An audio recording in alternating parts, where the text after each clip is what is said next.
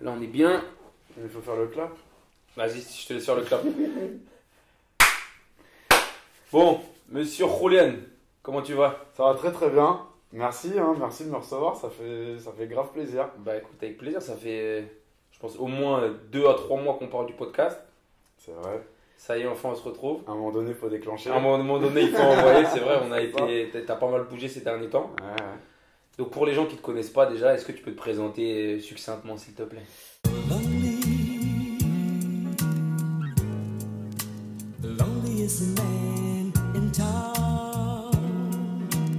Alors moi, je m'appelle Julian Schmerkin. Du coup, au final, j'ai pas mal de casquettes par le passé. De base, je suis un gars de la tech, on va dire un peu geekos. Mais derrière, voilà, j'ai été développeur aussi, donc c'est pour ça que j'ai des connaissances techniques dans les recherches, etc. Sur certains skills. Mais derrière, j'ai aussi été chef de projet digital dans des grands groupes. Et puis, à côté de ma carrière, en fait, j'ai toujours été engagé associativement, que ce soit dans la politique, dans le e-sport, ou maintenant, du coup, dans le Web3, la crypto, la blockchain, les NFT. Nous, on s'est rencontrés, ça fait 2 ans à peu près, Ouais. à travers JP. Et c'est vrai que quand on s'est rencontrés, c'est toi qui, je me rappelle, tu m'avais fait une formation sur justement le monde des crypto-monnaies, etc. C'est ça. Est-ce que tu peux expliquer un petit peu toi comment est-ce que tu es rentré dedans? Alors, moi, à la base, je suis rentré dedans parce que j'ai commencé par la curiosité vraiment à m'intéresser à tout ce qui était Darknet, Dark Web. J'essayais de comprendre comment marchait Tor, etc. Ok. J'étais un peu dans ma période parano, NSA, ils nous Ouais. surveillent tous, et Complotiste. tout, tu vois. T'as vu des trucs de fou? Et ouais, franchement, ouais, c'est vraiment, et c'est pas pour rien qu'on appelle ça le dark web, Ouais. parce qu'il y a vraiment des trucs sales, vraiment par rapport à la criminalité, etc. Là, voilà, si on met un pied dedans, voilà, faut vraiment être sûr. Après, voilà, ça peut être dangereux. Et derrière, l'idée, c'était vraiment de me renseigner. Moi, j'ai vraiment besoin de comprendre les choses, de me renseigner quand je m'intéresse à quelque chose, même si je vais pas participer ou me mettre un pied dedans. Comprendre, c'est important. Et du coup, voilà, les services étaient payés sous forme de crypto-monnaie. Et c'est comme ça que je suis tombé sur l'existence du Bitcoin. Et à l'époque, il y avait une plateforme qui s'appelait MTGOX. Voilà, et on pouvait acheter du Bitcoin, ça coûtait que dalle. Mais derrière, voilà, c'était vraiment du paiement pour ne pas être retracé, etc. quoi. Pour des activités illégales. Donc voilà, effectivement, c'est comme ça la première fois que j'ai entendu parler du Bitcoin. Mais après, j'en ai pas acheté vu que du coup, je n'avais pas besoin de l'utiliser sur le dark web. Parce que l'utilisation, c'était uniquement du dark web à l'époque. Voilà, Ok. ça servait vraiment à ça. Il y a des C'est mecs pour ça que qui ça a sont- mauvaise il y réputation a des aussi. mecs qui se sont fait livrer des pizzas en Bitcoin. Je sais pas si tu connais cette histoire. Le gars, il a payé 10 000 Bitcoins pour 10 Ah pizzas, tu vois. Et en fait, tu sais, 10 000 Bitcoins, maintenant, c'est, enfin, je sais pas, un Bitcoin, c'est 67 000. Ouais. Donc 67 000 multiplié par 10 10 000. 000, tu vois. Au final, voilà, le gars, il aurait été milliardaire. Ouais. Et ouais, effectivement, à cette époque-là, c'était vraiment pour ce genre d'activité-là. Et après, petit à petit, il y a eu, tu sais, avec la hype du Bitcoin, d'une nouvelle monnaie qui apparaît, etc. Aux États-Unis, pas mal. Et en Asie, tu pouvais payer des biens classiques, comme par exemple une pizza, avec du Bitcoin et de la crypto-monnaie. Après, il y a eu d'autres crypto-monnaies qui se sont créées, Litecoin, XRP, tout ça. Ethereum aussi.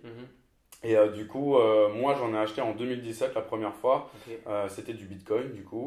Après j'ai acheté aussi un peu d'autres crypto-monnaies, ce qu'on appelle les altcoins.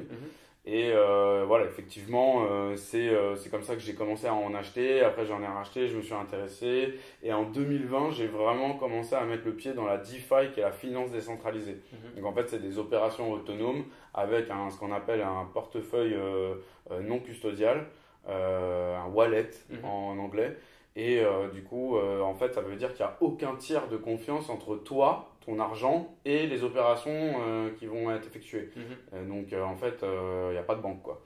Donc là, voilà, ça c'est quand même assez dark quand même. Il faut faire attention quand on se met dans la DeFi. Mais voilà, depuis 2020, je suis dans la DeFi. Et après, j'ai créé ma collection NFT, voilà, une communauté qui s'appelle Tugs, voilà, plein de choses. C'est stylé. Donc vas-y, je te laisse reprendre ton souffle. Et moi justement, j'aimerais que tu puisses me parler des NFT Tugs. Parce que c'est vrai qu'il il y a eu l'essor des NFT et ça a pas été, la hype n'a pas été super longue.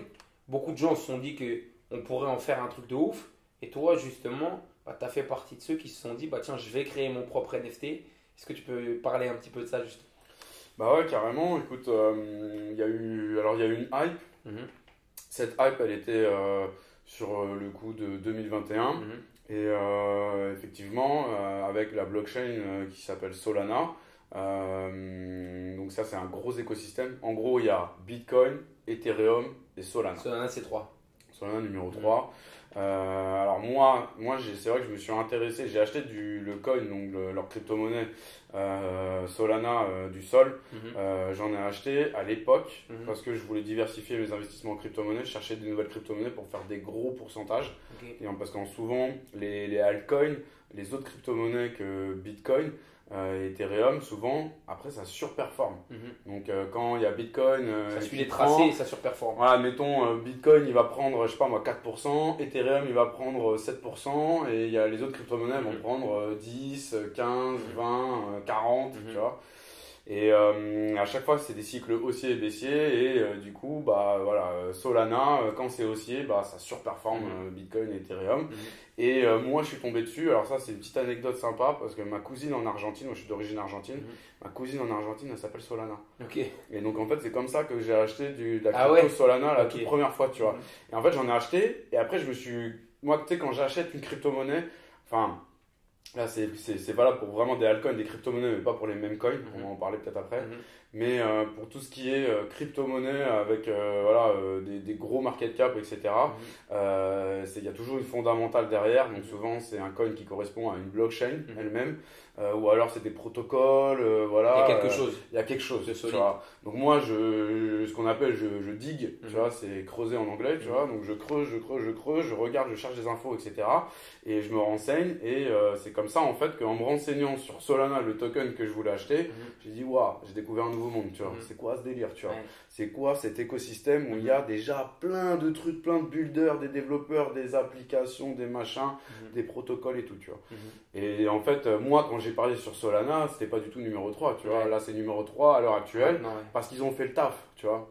Et que ça s'est développé de ouf, tu vois. Et j'ai parlé, on va dire, sur le bon cheval, tu vois, en termes d'écosystème. Même s'il y a d'autres gros écosystèmes comme Cosmos ou autres qui valent la peine d'être explorés aussi, tu vois.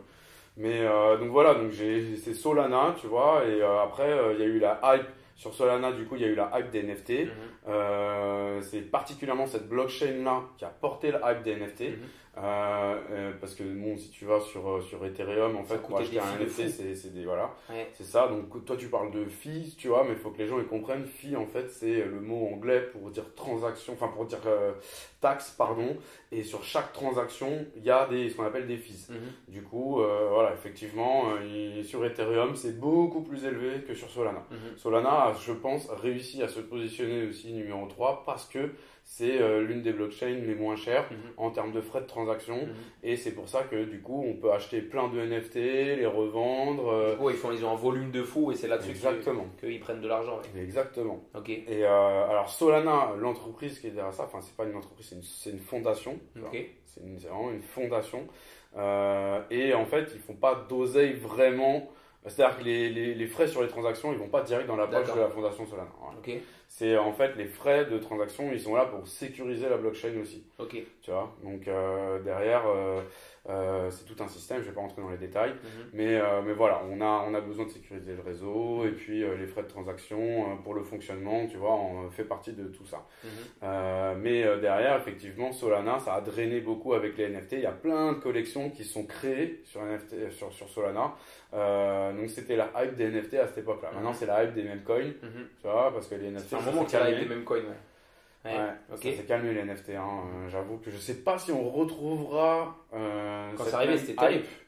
Ouais, je pense qu'on pourra retrouver les mêmes volumes qu'on a eu en 2021, forcément, puisque tu sais, l'écosystème grandit, etc. Donc, mais en termes de proportion, tu vois, les pourcentages de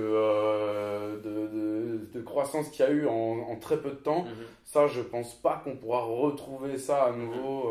Après, je peux me tromper. Hein, tu vois. Mais donc, du coup, toi, par rapport à ça, tu t'es positionné Ouais. et tu as fondé Tux, du coup. Ouais, c'est Donc, ça. est-ce que tu peux présenter un peu de Tux? C'est vrai, fallait que je te parle de Tux. Ouais. Du coup, en fait, il y a eu cette hype et du coup, moi j'ai dit, vas-y, je vais profiter de cette hype pour aussi lancer ma collection NFT. Et en fait, l'idée c'était que moi, à cette époque-là, donc pour rappel, c'était 2021, j'avais personne dans ma famille ou mes amis proches, tu vois, qui s'intéressaient comme moi à fond dans le Web3, la crypto, les blockchains et tout, et les NFT. Et du coup, bah, j'ai cherché des groupes, tu vois, pour un peu partager tout ce que je retrouvais. Parce que tu sais, on n'aime pas être tout seul dans Bien ça, sûr. tu vois. Genre, on trouve des trucs, on a envie de se faire confirmer, valider. Ah, t'as vu ça moi, j'ai vu que ça marchait comme ça. Puis l'autre, au final, il a regardé aussi, mais du coup, il a compris un autre truc. Ah ouais, mais non, ça, faut faire ça, etc. Donc, c'est comme ça qu'en fait, on construit notre connaissance, tu vois, brique par brique. Et c'est important pour moi, tu vois, cet aspect familial, communautaire, etc. Et les seuls groupes qui existaient, en fait, c'était des groupes trading, où c'était très sérieux, prout-prout, tu vois, entre guillemets, tu sais, en Très mode, formel. voilà, news économique, news géopolitique, ça parlait que de trucs de taux d'intérêt, de machin, de la Fed et tout, enfin, voilà, tu vois.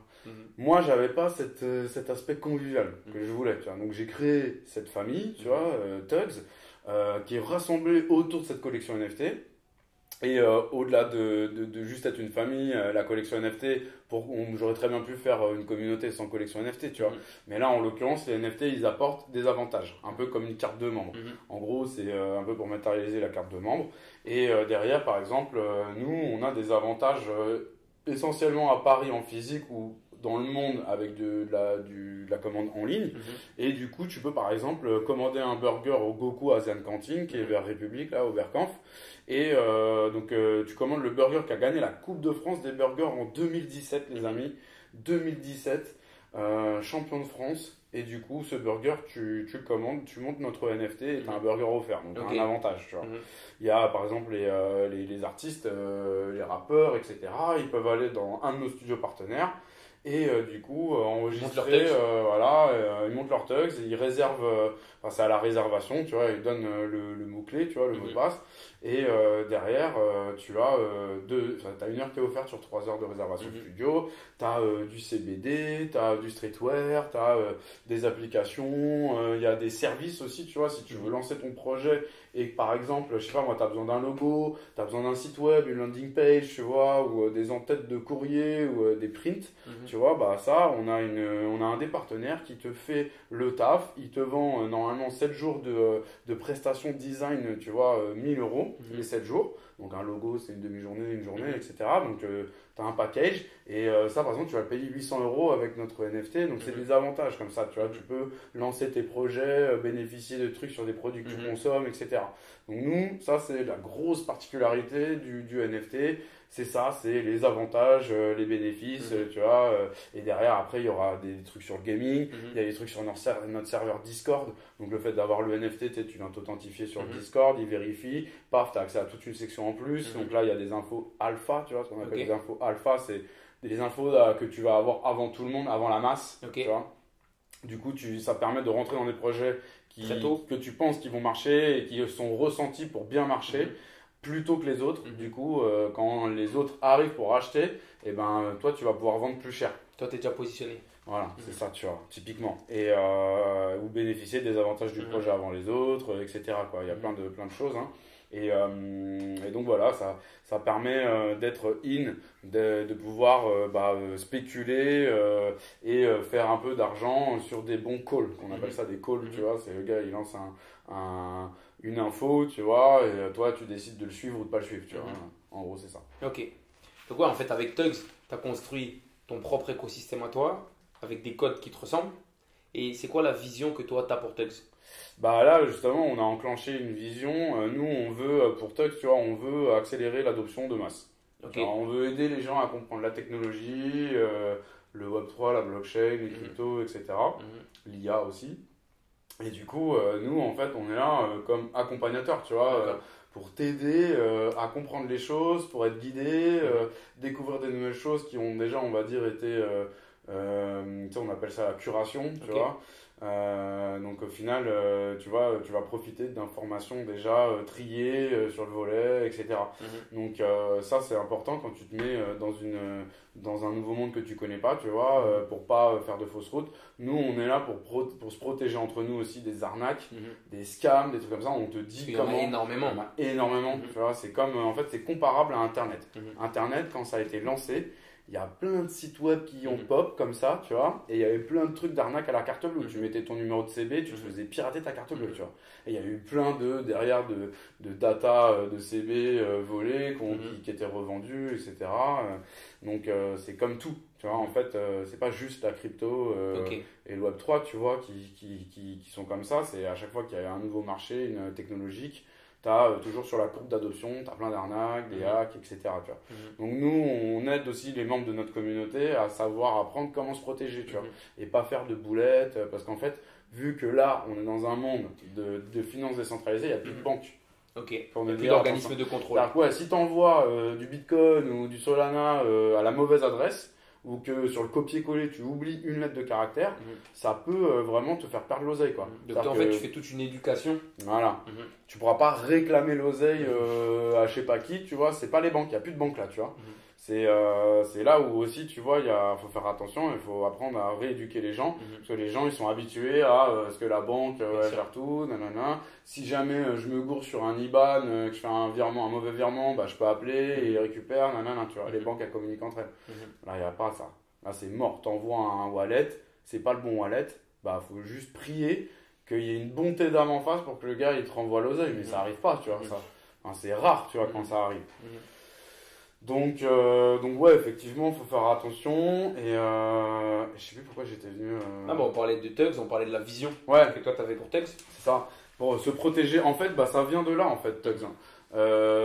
Tugs Life, ça vient donc de Tug Life, qui est un L'acronyme. message, un acronyme qui était porté par Tupac et Mhm. qui veut dire The hate you give little infants fucks everybody. Mhm. Donc en gros, c'est un message pour dire qu'il faut prendre soin de notre jeunesse pour améliorer la société, l'avenir de la société, tu vois.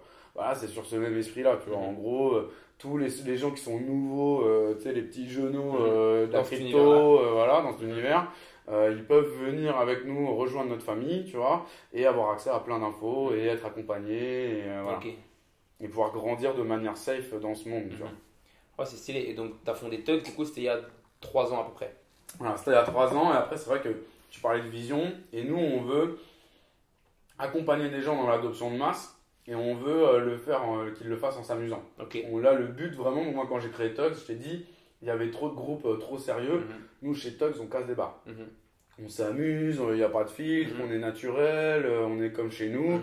Tu vois, le salon vocal dans le Discord, il s'appelle le TIEX. Mhm. Tu vois, donc c'est Ouais, genre, c'est. t'es rien, tu fous rien chez toi, tu te dis, tiens, je vais me mettre un peu sur la crypto, bah tu peux venir te connecter sur le vocal et je vais me faire une session et les autres ils se connectent. Ah, t'as vu ça, machin, Mhm. ouais, t'as vu, je suis tombé là-dessus et tout. Ah, vas-y, je vais check. Ah, mais tu sais, ça arrive des fois, on est en vocal et tout, et l'autre il parle d'un projet ou d'un même coin, paf, je rentre dessus, ou paf, Ouais. eux en dessus, ou machin, tu vois. Ouais. Ok, donc ouais, t'as donné vraiment cet aspect familial, les gens ils peuvent facilement C'est s'identifier ça. et t'es à la maison quoi. C'est ça. Et après, tu vois, nous, on voulait toucher vraiment les émotions des gens, vraiment, tu vois, et on veut le faire à travers l'amusement. Et donc, en fait, on s'est orienté vraiment sur un truc gaming, en fait. Tu vois, nous, notre communauté, déjà, il y avait du gaming, il y avait des choses. On a inventé un jeu, tu vois, qui s'appelle War Thugs. C'est un mix entre GTA, Risk et Monopoly, tu vois, en mode jeu de rôle, jeu de plateau simulé. Mhm. Et du coup, on fait ça sur Discord. Et en fait, on a vraiment l'envie de développer du jeu, tu vois, du jeu vidéo. Et du coup, on a créé un studio gaming. Ok. Et l'idée, c'est vraiment à terme, de développer un GTA français, Ok. un monde virtuel, tu vois, où les gens ils vont se connecter, ils vont pouvoir jouer un peu comme dans GTA, tu vois. Pardon, faire de la guerre de gang. Mhm. Voilà, et au final, on veut qu'ils kiffent. On veut qu'ils se disent, ah putain, mais je kiffe ça, comment ça se passe et tout. Derrière, ah, c'est des wallets, ah, ça fonctionne avec des NFT, avec de la crypto, etc. Tu vois. Et après, grâce à ça, ils peuvent bénéficier des avantages. C'est ça. C'est mortel. Bon, bah écoute, en vrai, ce que tu racontes, moi, ce que j'aime bien, c'est que, bah, du coup, là, tu as parlé de la vision. Donc, on sait que pour pouvoir accomplir sa vision, il faut du financement. Et du coup, c'est le sujet de ce dont on va parler aussi aujourd'hui. Et moi, la question que j'ai, c'est du coup, déjà de base, comment ça se passe le financement dans tout dans tout cet univers Web3, blockchain, NFT? C'est assez particulier. En France, si tu peux en parler, ou plutôt déjà en France et aux US. Ouais. Alors, déjà, il y a deux modes de financement. Du coup, il y a le mode de financement un peu dégène où tu vas essayer de te financer de base pour payer le développement de ton projet avec de la crypto, des NFT, etc. Donc, ça, c'est une chose. Il y en a qui ont lancé des tokens ou qui ont lancé des NFT pour justement, souvent, quand tu as un projet qui se lance, ce qu'on voyait, c'est qu'ils lançaient la collection NFT pour commencer à constituer une communauté, tu vois. Avant de sortir les NFT, ils constituaient la communauté. Après, une fois qu'il y avait un peu de hype et des gens qui avaient rejoint, du coup, ils sortaient les NFT. Les gens rentraient sur le projet et disaient ah ouais, j'aime bien le projet, donc je veux faire partie du développement du truc, etc. Suivre le truc et tout. Et donc, derrière, avec les NFT, ils avaient de l'argent pour ensuite commencer à payer des mecs dans le marketing, à payer des campagnes de pub, etc. et grossir en visibilité. Donc ça, c'était un premier mode. Ça, c'est partie des gènes. Partie des gènes. Ça marchait assez bien, enfin ça marche toujours, mais moins bien qu'avant. C'est beaucoup moins facile de le faire qu'avant. Tu vois, avant c'était vraiment l'Eldorado, vu qu'il n'y avait pas beaucoup de projets, etc. Il y a plein de projets NFT qui sont lancés et tout, mais maintenant c'est complètement bouché. Donc il faut être vraiment très fort, il faut être smart, et il faut avoir des gros réseaux, tu vois, KOL, c'est Key Opinion Leader. Donc des gros KOL, tu vois, qui vont te donner de la vue, en fait c'est des influenceurs, hein, qui vont te donner vraiment de la vue sur ta cible. Tu vois. Et après tu as les financements classiques, et du coup, financement classique c'est levée de fonds, donc dilutif. Après tu as du non dilutif. Attention, ça, quand tu cherches un financement, et ça, c'est pas juste pour les projets Web3 ou NFT ou quoi, c'est pour toutes les startups. En tout cas, en France, en Europe, dans le monde, de toute façon, tu as du non dilutif et du dilutif. Donc, le dilutif, c'est le fait de valoriser ton capital en revendant des parts de ton entreprise pour les vendre aux investisseurs qui vont rentrer dedans. Donc, ça, c'est les tours de levée de fonds. Donc, c'est en equity. Et tu as le non dilutif, qui est en fait soit des prêts à taux zéro, soit des subventions ou des grandes subventions, c'est la même chose, hein, c'est le mot en anglais. Tu as les banques. Ouais, les banques, elles te font des prêts, tu vois, des prêts à taux zéro. Tu as des organismes aussi qui peuvent te financer comme ça. Et après, tu peux lever aussi sur de la dette. Et tu peux aussi, tu as d'autres formes de financement ou un truc assez nouveau qu'on est en train de regarder où en fait tu lèves, enfin les gens ils te financent et derrière ils récupèrent un pourcentage de ton chiffre d'affaires, tu vois. Donc ça c'est assez nouveau, j'ai trouvé ça. Donc voilà, ça c'est les seules formes non dilutives qui existent.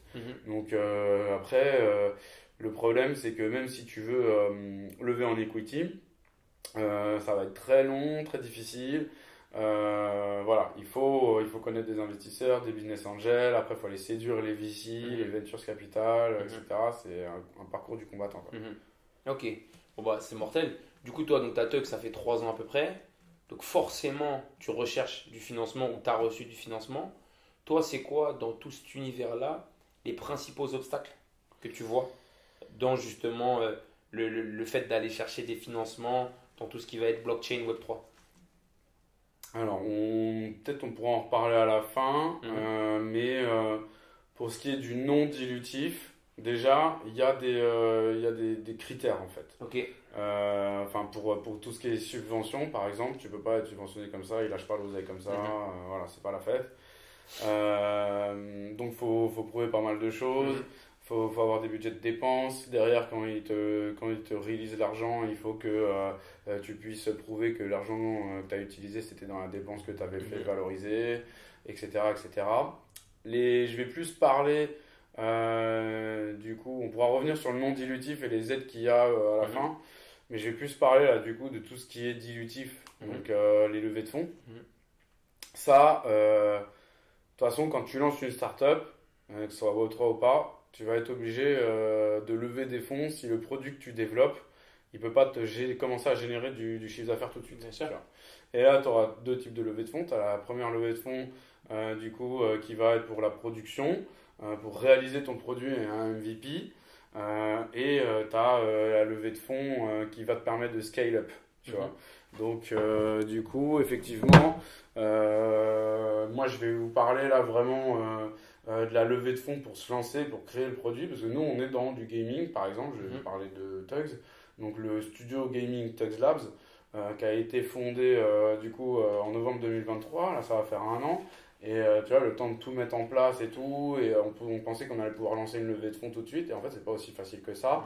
On se rend compte quand on commence la levée de fonds, parce que moi, j'en avais jamais fait, du coup, qu'il faut telle chose, il faut un pitch qui soit comme ça. Moi, le pitch, par exemple, donc le pitch, le pitch deck, c'est en fait le support qui te sert à présenter ton projet, et avec lequel tu dois convaincre l'investisseur d'aller plus loin et de se renseigner sur le projet à fond. Ça, il fait que évoluer, tu vois. Il fait que évoluer. Déjà, ton produit, il évolue pendant que tu bosses dessus. Et après, la façon de le présenter aussi, ça évolue. La vision, etc. Et il y en a plein qui pivotent aussi, tu vois.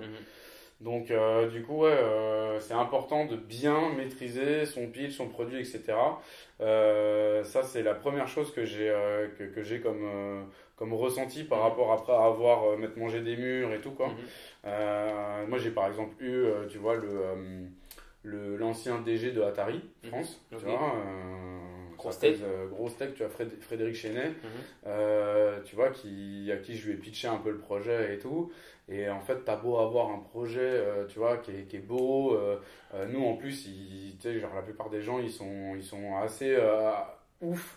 Enfin, surpris de voir ce qu'on a fait en fonds propres, sans aucun budget, justement, tu vois. Parce que nous, en fait, moi, j'ai la chance. Beaucoup se seraient découragés avant. Voilà, ou n'aurait pas eu autant, tu vois. Nous, c'est vrai que là, notre force, c'est de travailler en fonds propres, tu vois, et d'avoir une équipe fabuleuse, tu vois. Un CTO, c'est une machine, et du coup, il bosse sur des prototypes, là, sans avoir qu'on ait besoin de payer quelqu'un, en fait.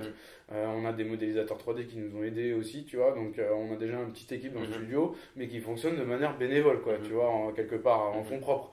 Et faire ça en fonds propres, c'est assez ouf, mais ça suffit pas pour en fait étonner les investisseurs, dans le sens où bah, tu sais, le gars, bah, il connaît, hein, c'est Atari, nanana. Voilà, il m'a dit combien vous faites de chiffre d'affaires là en MRR. Il m'a parlé tout de suite de MRR en fait. Tu peux expliquer MRR? Alors MRR en fait, c'est le revenu que tu vas faire mensuellement. Tu vois, en gros, c'est le chiffre d'affaires mensuel en gros, voilà, le récurrent, qui se calcule et tout. Et donc au final. Ça, tu vois, t'as beau avoir un putain de projet, une putain d'idée, un putain de truc, même un prototype, tu vois, nous on a un prototype quand même sur un jeu 3D fait sur Unreal Engine où tu te balades dans une ville, tu ramasses des armes, tu prends des voitures, tu te téléportes, tu sais, il y a déjà des trucs, il y a 8 missions qui sont implémentées où tu joues en solo, etc. Tu vois.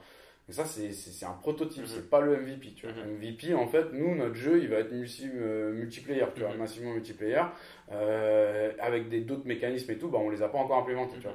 Donc déjà, on a besoin de lever pour financer notre MVP.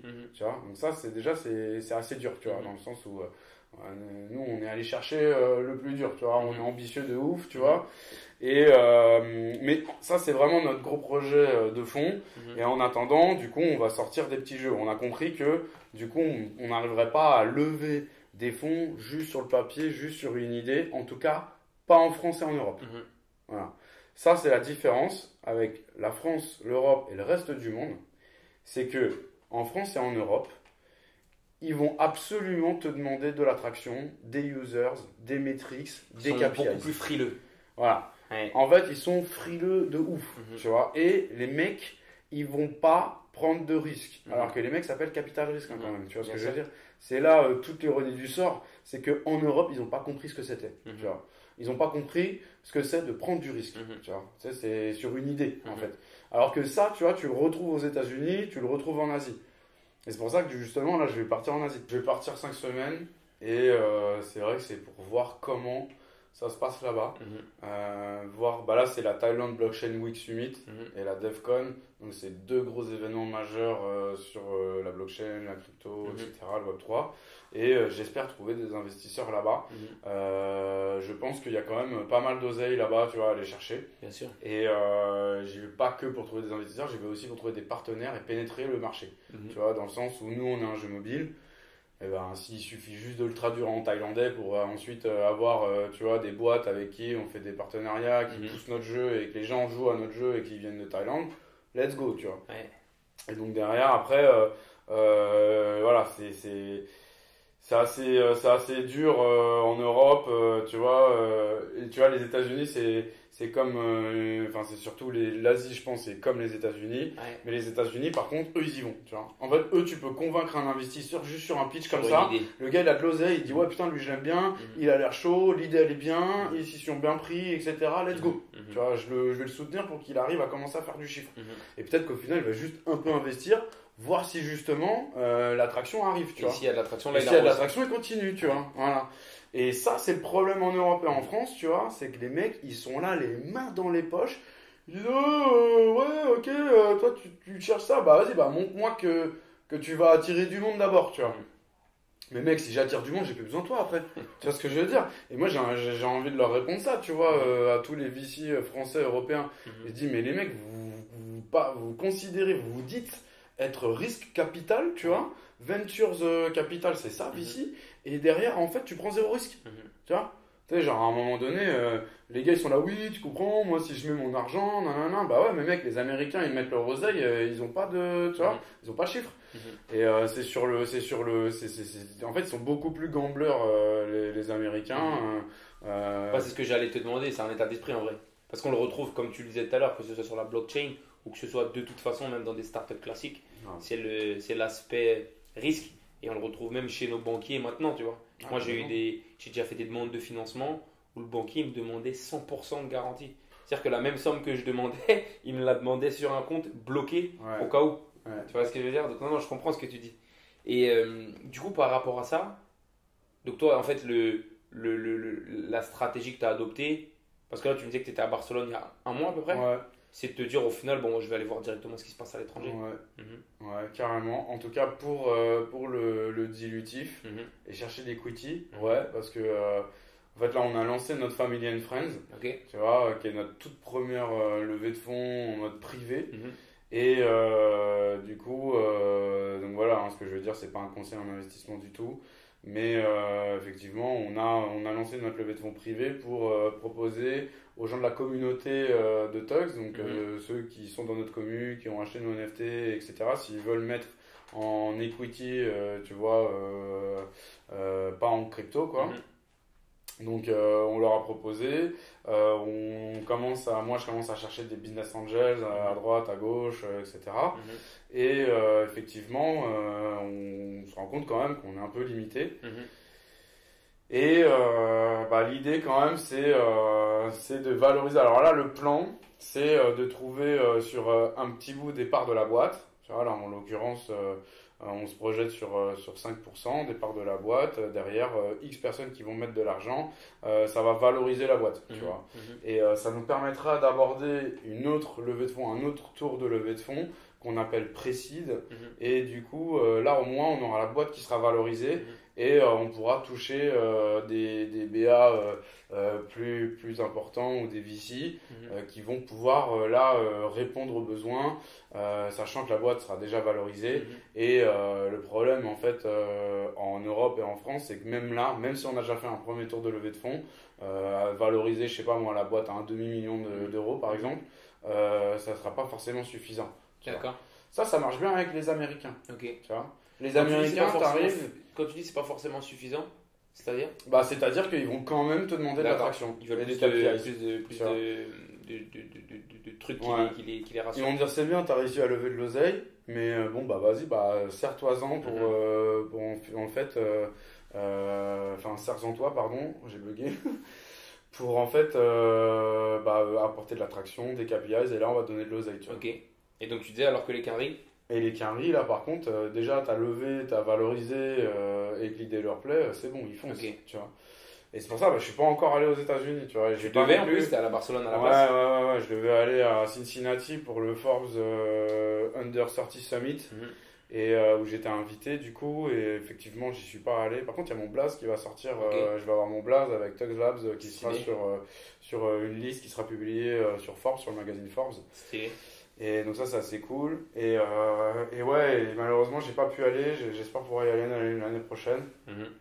Et ouais, faut que j'y aille, quoi. Faut que j'aille aux États-Unis. Là, j'ai l'occasion d'aller en Asie. Mhm. Donc du coup, je vais voir d'abord comment ça se passe. Tu vas voir aussi déjà, comme tu disais, la différence de mentalité. Ouais. Parce qu'il y a une mentalité qui est quand même propre en Europe.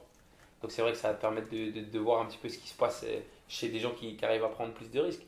Tout à l'heure, on parlait de blockchain, on parlait de Web3, etc. C'est quelque chose qui est quand même très niche. C'est un domaine de spécialistes. La question que j'ai, c'est à quel point tu penses que la réglementation, ou justement le manque de réglementation, il peut rendre difficile l'accès à du financement dans tout le milieu de la blockchain. Alors, ça rejoint un truc que je disais tout à l'heure, c'est si jamais tu fais le mode des gènes, par exemple, et que tu cherches à lever à travers ta communauté du marketing en disant ouais on lance notre token, la pré-sale du token, etc. Tu vois, même si ça c'est un peu en train de baisser au niveau de l'intérêt. Enfin avant c'était très facile de lancer une crypto et de lever, maintenant c'est plus difficile, mais ça marche encore, on peut encore le faire. Ça c'est vrai que si tu es en France par exemple, ça va être compliqué de le faire. Tu vois, genre en gros, juridiquement, tu vois, déjà ça va te coûter énormément de frais juridiques, tu vois, pour faire en gros valider ton montage. En gros, là, le moyen de faire ça, c'est en gros de créer une entreprise et de tokeniser les titres de ton entreprise. Ok, ça c'est possible. Ça, c'est possible. Ça tu peux le faire. Tu peux le faire. Maintenant, tu vois, typiquement, en France, ça va être relou parce que du coup, il va falloir, déjà, tu as sûrement l'AMF, l'autorité des marchés financiers, qui risque de tomber dessus. Et derrière, il faut que tu arrives à prouver que ça soit un token classé utility et pas security, tu vois. D'accord. Security, t'as pas le droit. Security, t'as pas le droit. Après, tu peux aller en Suisse. Tu vois, typiquement, en Suisse, genre, il y a Mon Pèlerin qui a un programme où ils te disent, OK, bah, vous voulez lancer un token, nous, on lance le token et les sous récoltés par ce token, il y a un bout qui va être pris pour ouvrir une structure juridique en Suisse pour gérer ensuite la trésorerie et tout à partir de ce que tu as levé en token. Donc la Suisse est déjà un peu en avance ou a plus cadré le truc. Ouais, clairement, en avance. De toute façon, en France, on est tout le temps en retard. Ça, c'est simple. On est très conservateur. Ouais. Mais du coup, voilà, il y a des choses qui se déclenchent. Après, dans les pays de l'Est aussi, c'est facile. Portugal, c'est facile. C'est vraiment la France qui casse les pieds. Ouais, c'est la France qui casse les pieds. C'est quoi les trucs que toi tu changerais ou comment est-ce que d'après toi on pourrait faciliter justement l'accès au financement dans tout ce monde de la blockchain sans parler de la mentalité parce qu'on l'a dit en Europe on a une mentalité qui est particulière sur le fait de prendre peu de risques et au final tu vas en dire en Europe mais c'est plutôt en France parce que comme tu l'as dit tous les pays européens ont l'air plus réglementés que la France tu vois. C'est quoi pour toi demain toi tu es ministre de la sécurité ou de ce qui se passe au niveau de la blockchain, c'est quoi pour toi les trucs qu'on peut mettre en place qui pourraient faciliter l'accès à du financement? Déjà, il faudrait mieux encadrer au niveau des lois, tu vois, et moins taxer. Là, en fait, en France, on taxe de ouf, tu vois, et surtout, il n'y a pas de formation au niveau institutionnel. Tu as l'impression que les institutions, elles sont débordées déjà. Même le fisc, eux-mêmes, tu vois, ils sont débordés. Moi, je connais des mecs, ils ont demandé à faire valider des notes juridiques, tu vois, et au final, même en face, ils n'étaient pas capables. Et en fait, je pense tout simplement que le problème vient du fait que de la culture qu'on n'est pas très technophile, tu vois, et ça manque, tu vois, parce que si on était un peu plus technophile, on aurait forcément naturellement des gens de la masse citoyenne, tu vois, qui émergent et qui rentrent dans des institutions pour bosser dedans, améliorer les choses, etc. Tu vois, là, par exemple, au niveau des banques, tu vois, il n'y a que Société Générale qui vraiment sont dedans avec... Ok, eux financent des projets? Ouais, eux ils ont une filière, tu vois, qui s'appelle Forge. Et du coup, eux ils font plein de trucs au niveau de la crypto, de la blockchain, etc. Et c'est quoi tu connais les prérequis qu'ils demandent ou pas? Bah, de toute façon, Non, ça se check assez facilement. Hein. ouais, pas spécialement, mais après, faut passer des sélections et tout, voir si tu bosses avec eux pour signer des contrats, etc. Il y a des due diligence de malades, tu vois. Donc, il y a beaucoup de due diligence à faire à chaque fois. Et je pense qu'il faudrait déjà améliorer ce système-là de due diligence ou avoir un espèce de, tiens, un label qui te dit, ouais, bah, ça, c'est le gouvernement, par exemple, il a fait sa due deal, enquête et tout, tu vois, et tac, t'as le label, t'as le tampon. Ils savent que c'est solide, ils savent Voilà, que c'est. et derrière, ça te porte pour aller développer du business avec plein d'entreprises qui disent, ok, bah, let's go, parce que vous avez été validé, etc. Tu vois. Je pense que ça pourrait aider. Ça Après, diminuerait en plus le risque dans la tête des gens qui financent derrière. Ça pourrait du coup donner plus d'accès. Ouais. après, voilà, de toute façon, quoi qu'il en soit, hein, faut qu'au niveau réglementation, tu vois, t'aies les mentalités qui évoluent. Mais ça sera avec le temps, en fait. Hein. Tu penses que de toute façon ça se fera? Ouais, je pense qu'à un moment donné, ça se fera, tu vois. Ils vont pas avoir le choix à un moment donné, en fait. Petit Ça va à pas petit, atteindre, tu penses, la masse critique qui fait que. En fait, ça va arriver que d'abord par le monde du privé, tu vois. C'est juste à force que les Français et les Européens ils se disent, ah, il y a ça partout qu'il faut le faire, tu vois. Mais genre les premiers, ça va être les États-Unis, ça va être les pays d'Amérique latine. Tu vois, là, il y a je sais plus qui, c'est le Salvador, je crois. Oui, Salvador, ouais. Du Salvador. Grâce à. Ils ont transformé le pays. Voilà, ils ont transformé le pays grâce à ça, tu vois, genre en mode, tu sais, il y a des centrales hydrauliques, tu vois, carrément, bah, elles produisent à 100% du Bitcoin, elles minent du Bitcoin, tu vois. Et grâce au Bitcoin miné via les centrales contrôlées par l'État, il a pu, genre, sortir 100 millions, je crois, ou 1 milliard, ouais, je crois que c'était 100 millions de dollars pour refaire des écoles, juste des écoles dans le pays, tu vois. Et c'est là, tu vois, je crois que c'est lui, hein, c'est Nabib Bukele, là, le président du Salvador, qui au final fait des trucs de ouf pour transformer son pays. Il le fait grâce à cette manne financière qu'il a apportée. Et c'est un des premiers à le faire. Il y a plein de pays qui vont commencer à le faire. Et c'est les entreprises qui vont drainer le truc. Tu vois. Là, par exemple, tu as une entreprise qui s'appelle MicroStrategy. Ok. MicroStrategy, par contre, j'avoue, je suis en chaussettes là. T'inquiète, on coupera. Je remonterai le cadre à ce moment-là. MicroStrategy, tu vois, c'est une entreprise qui parie sur le Bitcoin. Okay. Genre, son président, tu vois, son PDG, il kiffe le Bitcoin de ouf et que il achète du Bitcoin avec son entreprise, tu vois. Et là, en fait, ça va peut-être être une entreprise qui va devenir la plus riche du monde parce qu'elle fait que de prendre du Bitcoin et quand le Bitcoin il va passer à je sais pas combien, tu vois, 150 000. Voilà, là, il devra atteindre au prochain cycle bull run les 100, 120 000, 150, tu vois, on va dire. Tu sais, lui, le gars, il a tout compris, quoi. Et au final, il y a Microsoft qui commence à lui emboîter le pas. Bill Gates, il dit, vas-y, faut qu'on achète du Bitcoin avec Microsoft, tu vois.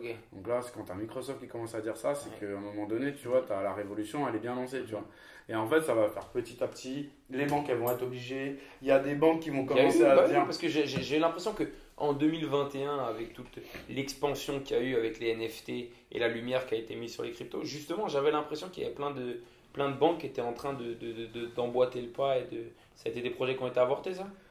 Alors c'est surtout, comme je t'ai dit, c'est surtout Société Générale, le Crédit Agricole un petit peu, parce que du coup j'ai participé à un hackathon là, à Vierzon, du coup c'était... il y a une semaine ou deux, non? Ouais, et du coup c'était le Crédit Agricole qui organisait, il y avait un jury, et du coup c'était pour bosser sur leur use case, dont un qui était en fait une technologie qui permet de relier un wallet, donc le portefeuille numérique décentralisé dont dont je t'ai parlé tout à l'heure. Du coup, c'est pour relier ce wallet-là à un compte IBAN en euros. Ok. Tu vois, et donc, tu as de l'oseille sur ton compte bancaire et genre, c'est pour faire la passerelle, tu vois, et aller investir sur de la crypto, des assets numériques, des NFT, des bons trésors tokenisés, voilà quoi. Et ça, tu vois, c'est vraiment tout nouveau. Mais ils ont juste, je crois, une utilisation, un projet de leur tech et ils cherchent à le développer, mais ça va prendre des années, tu vois. Et donc là, les banques elles commencent un tout petit peu à s'y mettre. Mais c'est ça qui va jouer, c'est quand il y a quelques banques qui vont commencer à s'y mettre, les autres banques vont se dire ah mais on va être en retard, on va perdre des clients, ou les clients qui sont crypto-friendly, bah, ils vont partir de chez nous, ils vont aller chez eux, tu vois. Et donc tout le monde va commencer à se proposer petit à petit des services. C'est juste que ça va prendre du temps de ouf. Ça va prendre énormément de temps. Ok. Je capte. Mais c'est que avec le besoin. En fait, je pense que ça va être drainé par les entreprises privées, tu vois, qui vont commencer à mettre elles donner le coup de jus. Ouais, c'est déjà ça qui a fait que il y a de la réglementation qui commence à se mettre en place, tu vois, pour pas que les entreprises fassent ce qu'elles veulent comme ça, comme elles veulent, tu vois.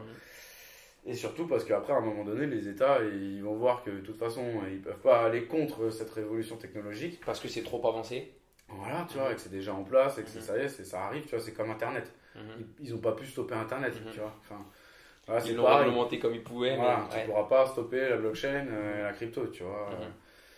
Et donc au final, l'idée c'est ça, c'est de commencer à faire de la réglementation pour encadrer, quoi. Et petit à petit, il y aura donc les entreprises privées, les réglementations, les banques et les institutions financières qui vont commencer à se mettre dedans. Et là, quand il y aura vraiment ça qui sera en place, ça y est, tout le monde va passer dessus à un moment donné ou à un autre, quoi. En attendant, le faire en France, le faire en Europe, c'est compliqué. Donc là, tu te casses en Asie. Ouais. C'est quoi, du coup, toi, les conseils que tu pourrais donner à des gens qui ont des projets dans le Web3, ont des projets blockchain et qui, justement, cherchent à se développer, mais manquent de repères? Parce que c'est vrai que, comme on disait au tout début, c'est quelque chose qui est très niché. C'est assez difficile d'aller chercher de l'information ou de la bonne information. Et c'est ce que tu fais avec Tugs. C'est quoi les conseils que toi, tu leur donnerais? Moi déjà, je leur conseillerais de base d'avoir un budget et une équipe. S'ils veulent, si c'est un gars avec un autre gars qui chauffe comme ça pour dire viens on lance ça, alors lancez votre projet mais de manière en mode communautaire, organique, voyez si ça prend. Essayez d'abord de lancer peut-être une collection NFT et un token pour essayer de vous financer de manière dégène comme je disais, tu vois. Et là s'ils arrivent à faire un truc que ça prend, qu'ils ont un peu d'argent derrière, ouais, ça leur fait un budget marketing.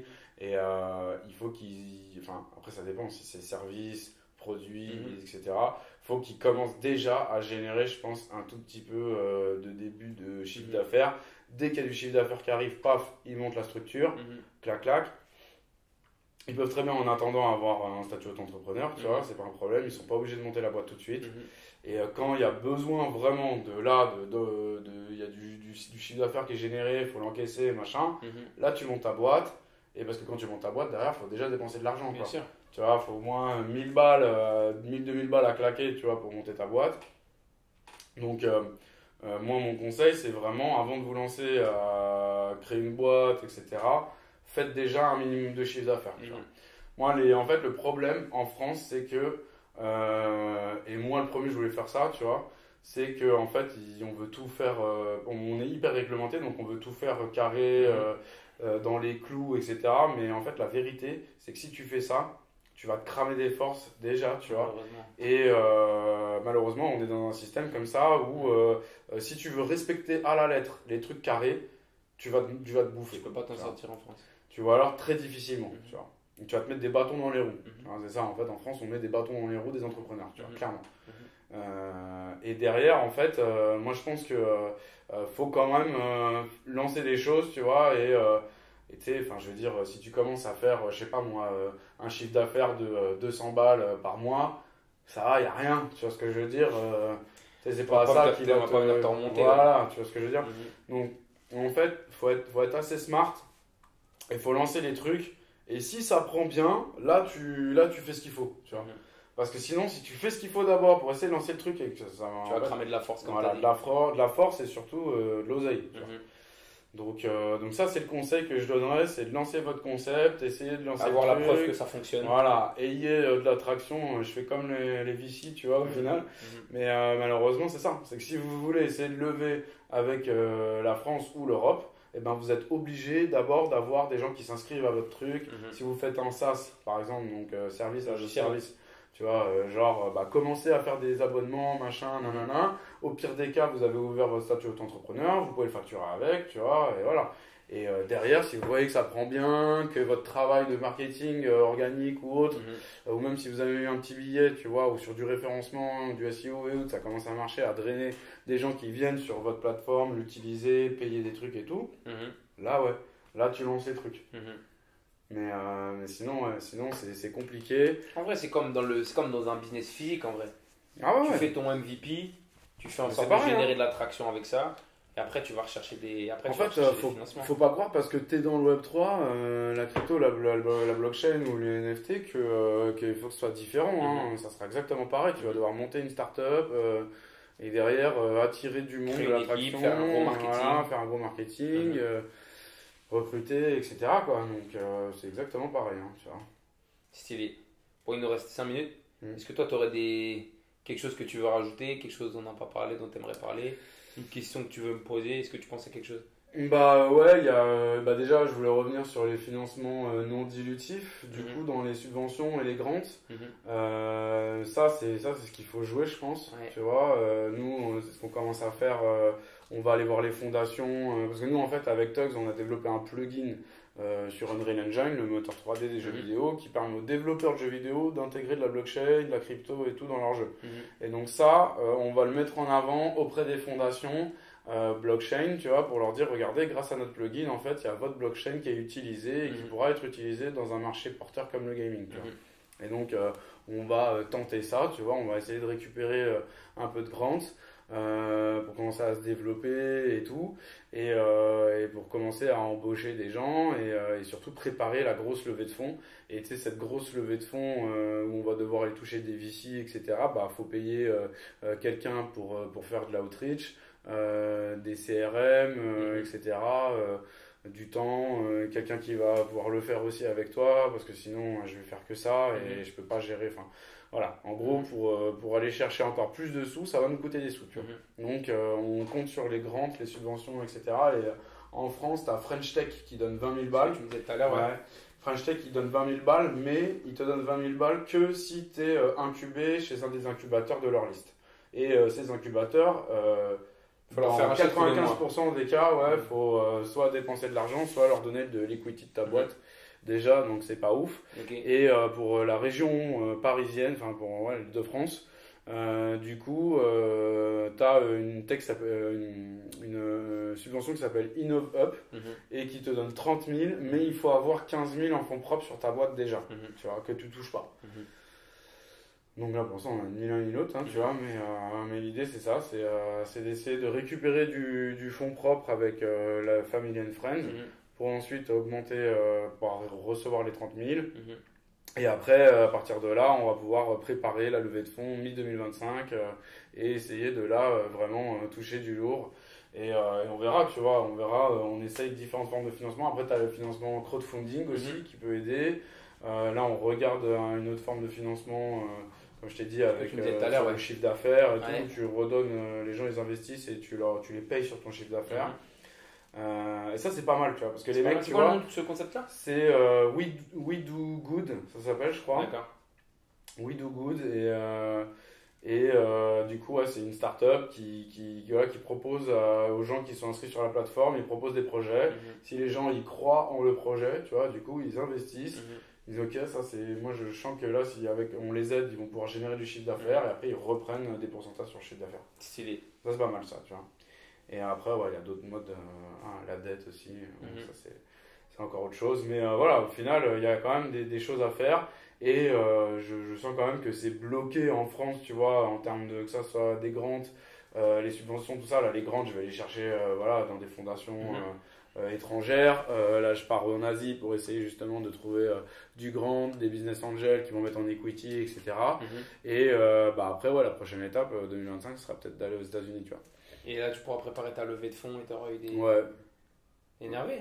Voilà. Bon, où est-ce que les gens peuvent te retrouver? Alors, les gens, ils peuvent aller, moi, me follow en personne sur Insta, par exemple, Balianos, ou sur Twitter. Je suis pas mal actif sur Twitter. S'ils s'intéressent à tout ce qui est Web3, blockchain et tout, Twitter, c'est bien. Donc, x.com/ChikiBalianos, TCHIKI. TCHIKI, Balianos, BALIANOS, et du coup, surtout Tugs. Donc, on est très actif sur Twitter, donc Tugs, THUGZ, comme sur la casquette, underscore, le tiré du bas, NFT, ça c'est le compte officiel, on a plusieurs comptes, on a Tugs Labs pour le studio, on a War Tugs, qui a notre concept de jeu vidéo et tout, tu vois, on a un bon compte aussi. Donc Discord, le serveur Discord, c'est important, c'est là où vous retrouvez la communauté, vous pouvez poser des questions et apprendre des choses sur le Web3, accéder à des infos en plus, comme je disais tout à l'heure, les holders de nos NFT, voilà, ils ont accès à plein de parties sur Discord. Et effectivement, voilà, on a Insta aussi, tugs.live.nft. Le studio gaming, c'est tugs-labs.com, donc tiré du 6.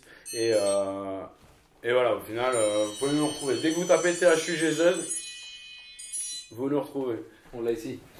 Bon, Roland, merci beaucoup, mon ref. Bah, merci à toi. Hein. C'était le premier de la série où ça y est, on se remet à échanger. L'idée, de toute façon, vous l'avez avec ce podcast, c'est de pouvoir donner des clés pour pouvoir entreprendre d'un côté, mais aussi de pouvoir parler avec des gens qui sont tous les jours dans le charbon, tous les jours en train d'essayer de s'en sortir. Donc je suis très content que tu sois le premier, merci encore. Merci pour l'invitation, c'était un plaisir. Puis, on verra, je pense que 2025, du coup, une fois que tu seras fort de l'Asie et les US, on fera une V2. Ouais. Et puis on verra comment ça évolue. Ouais, carrément. Ça marche, bon. Ça fait plaisir. Merci à tous. Ouais. Force à tous, passez une bonne journée, on est ensemble. Peace. Peace. Lonely is the man in time.